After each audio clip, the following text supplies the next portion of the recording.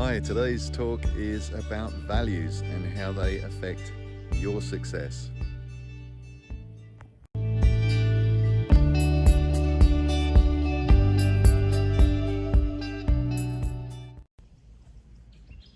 Hi, this is Tony Inman, the Change Catalyst, coming to you from Gooseberry Hill today on a beautiful autumn day, although it's heading towards spring rapidly. All the beautiful wildflowers are starting to come out. And I thought it was time to give you another one of my Tony talks. So today I'm just talking about the topic of values and success and how closely aligned the two things are, or integral the two things are.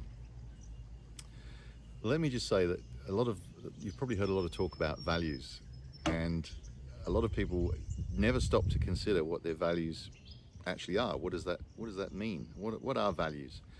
Well, values really are those things that are most important to you. They're the kind of code of conduct by which you live your life.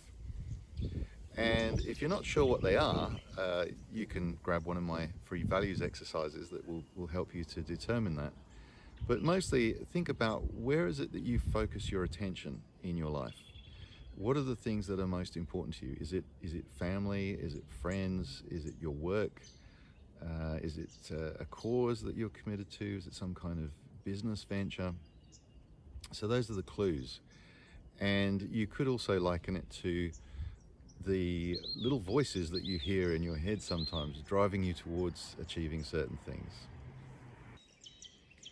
So at the moment, I'm reading a book by Janine Garner called Be Brilliant. And in that book, she quotes or cites the work of a Harvard Kennedy Business School professor, Ron Hivitz. And he talks about the three voices that you listen to, or that appear in your head.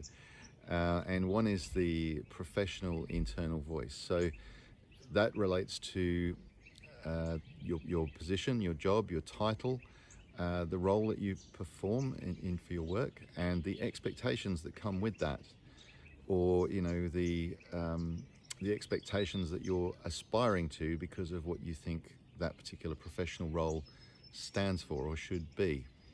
Then you've got the social and familial voices.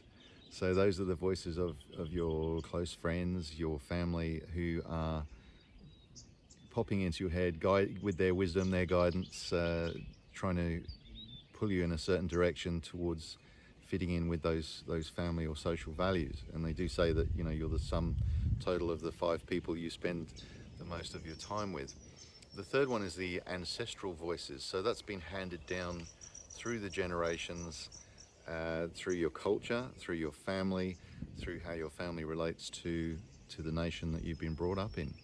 So the beauty of it is that you can either accept or reject those values. Everything's up for challenge.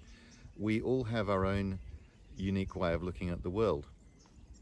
And that's the thing I wanted to come to with what is the impact of your values on your life.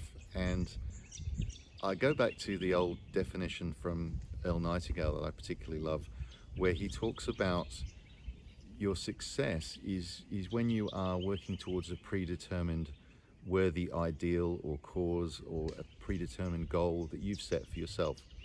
So he cites the example in his famous talk, The Stranger's Secret.